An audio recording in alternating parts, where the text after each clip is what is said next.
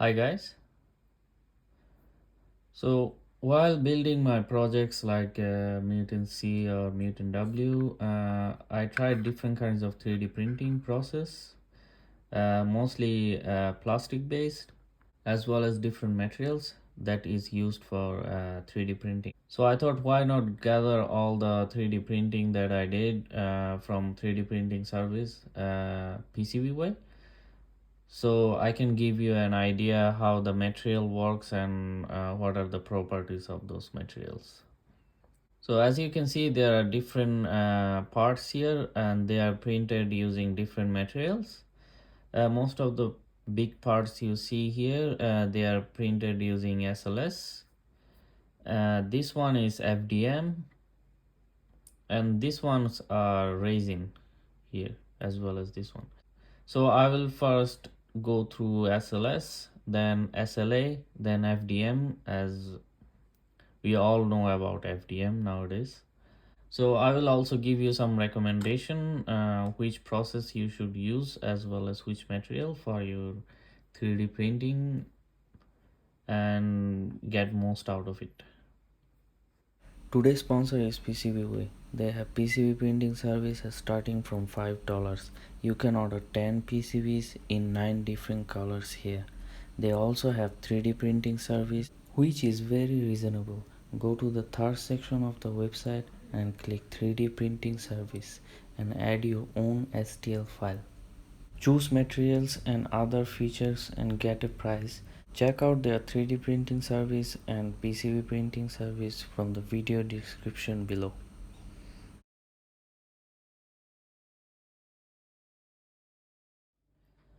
So here are the parts that is printed using SLS process. First, let's talk about the materials. All of them are using nylon except the middle one that is using 35% glass fiber in addition to nylon, that is PA12. And because of its using nylon, most of the parts are not rigid, they are bendable like this, as you can see.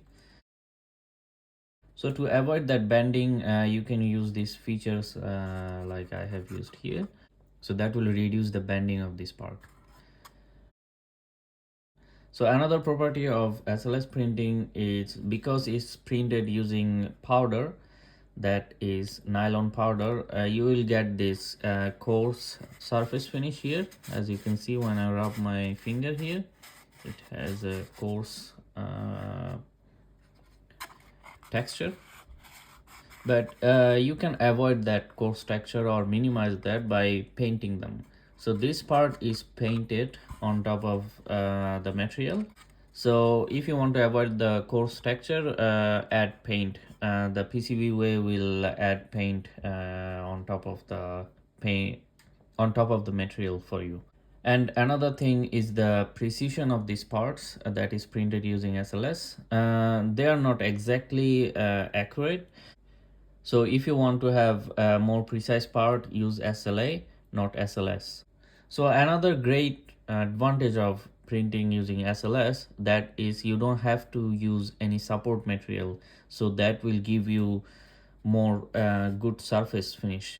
So what I mean by that, if I print this part like this, so you don't need to use any support underneath it, because the powder that is used for this printing, that supports the material or the feature that you are printing. So with that property, you will get more flexibility designing complex part without worrying about the support. And this came out great, as you can see. So overall, if you want to print complex part like this, as you can see this feature with FDM as well as SLA, you need support to print this because it's not flat. You have these two features. So SLS is great if you want to have more complex part and you want to avoid support. And if you are worrying about precision, use SLA instead of SLS. Price wise, SLS is little bit expensive than SLA as well as FDM. I will suggest, if you are concerned about price as well as the precision, go with SLA. So these are the parts that is printed using SLA. The material is mostly resin, and these have different kind of material properties. Like this one, you can see it's transparent. This one is black. This is not painted or anything. This is the material itself is black, and there's white. And the price of SLA varies. If you're using simple material or white resin here, these are less expensive than if you're using exotic material like this transparent one. So if you want to have a transparent resin print like this, use SLS, and they are good. They are slightly bendable, so they won't break. So this will be a great glass alternative. So here are the basic white material. These are less expensive than other materials you can see here, but it's still using SLA. So you will get the precision that SLA gives you. But keep in mind, SLA uses support. So if you want to avoid support, go for SLS. But SLA will give you greater precision as well as give you the parts that is slightly rigid than the SLS. But if you want to have more rigid parts, then you can use a material like this one that is much more stronger than other material you can see here. Also, if you want different color, black or transparent, you can choose different resin. So here are the parts that is printed using FDM process, and this one is ASA, and this material will give you more heat resistant, but this is harder to print in your normal FDM print that you have in your house. Most likely it will be not compatible for printing these kinds of material. So using a 3D printing service like PCBway is a great way to have this material printed for your high temperature need.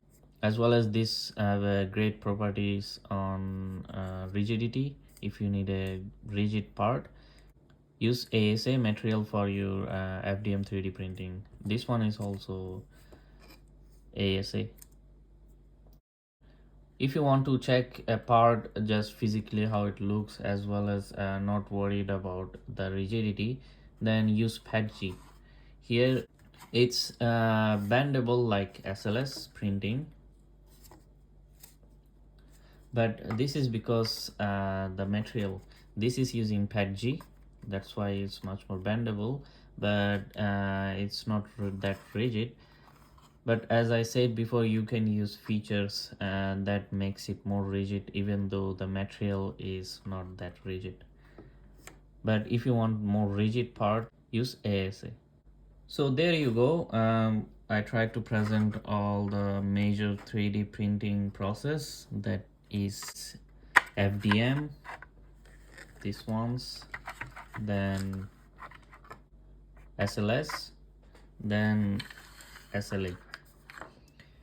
So I hope you got an idea how the each process and each material is good for your 3D printing needs for your prototyping as well as final product. So as for price comparison, this FDM is much more cheaper and most expensive is SLS.